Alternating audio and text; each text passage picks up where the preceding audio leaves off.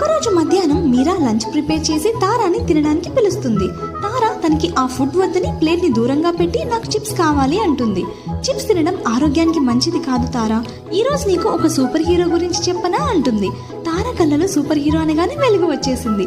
Super హీరోలకు శక్తి ఈ రంగుల ఆహారం నుంచి వస్తుంది. ఆకుపచ్చ ఆహారం మనకు చాలా శక్తిని ఇస్తుంది. ఆరెంజ్ కలర్ ఆహారం మన కంటి చూపుని బాగా చేస్తుంది. అన్ని రకాల ఫ్రూట్స్ మనకు రక్షణను ఇస్తాయి. అప్పుడు తారా అంటుంది, కానీ అమ్మ చిప్స్ చాలా రుచిగా ఉంటాయి అని.